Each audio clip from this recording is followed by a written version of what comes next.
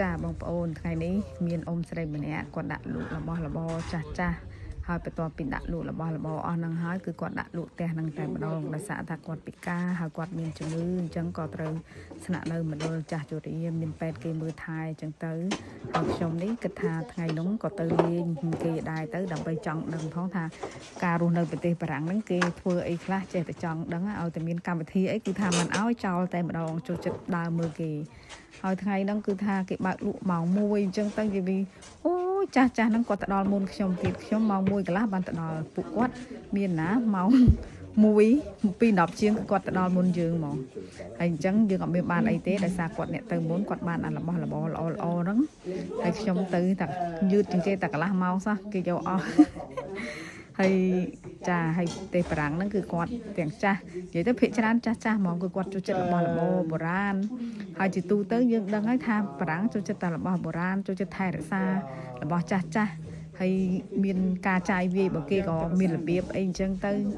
ហើយថ្ងៃនោះទៅនឹងគ្មានបានអីទេខ្ញុំដោយសារថាចាស់ក៏ទៅមុនហ្នឹងអូយនិយាយទៅមានតែក្មេងតែខ្ញុំម្នាក់គាត់ក្រៅពីនោះតែចាស់ហើយគាត់ទៅដល់វូបហើយទៅរបស់ដែរម្ចាស់ផ្ទះហ្នឹងគាត់ទិញយូរដែរហើយដល់អញ្ចឹងទៅវាដូចជាវត្ថុបុរាណអញ្ចឹង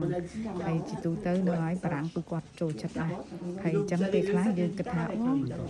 ជនជាតិបារាំងបុរាណនឹងជាមួយក៏គំរាអីចឹងតាមពិតមិនមែនទេមកពីគេចូលចិត្តអញ្ចឹងផង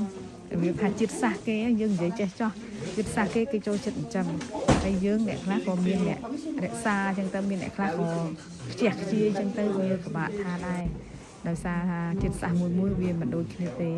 ចាហើយសម្រាប់អ្នកដែលគាត់ចូលចិត្តទិញរបស់បុរាណពេលខ្លះក៏មានសំណាងដែរពួកអីអ្នកខ្លះឃើញព័ត៌មានមុនដែលយើងឃើញតាម Facebook ឬក៏ផ្សេងអញ្ចឹងណាច្រើនថាទិញបានខ្សែកឬខ្សែដៃឬក៏របស់អ្វីមួយអញ្ចឹងទៅហើយលក់បានវិញទ្វេគុណចាហើយថ្ងៃនោះគ្រូសាខ្ញុំឃើញហ្គេមមួយរៀងចាស់ដែរគាត់ដាក់តម្លៃដូចជា100ជាងប៉ុន្តែពេលដែលខ្ញុំទៅដល់ហ្នឹងគឺគេយកបាត់ហ្មងអញ្ចឹងអ្នកដែលគាត់ចូលចិត្តទិញរបស់អញ្ចឹងគឺគាត់ដឹងពីហាងឆេងហើយហ្គេមហ្នឹងបើសិនជាយើងទិញបានអាចលក់ទៅវិញបានដល់300ជាង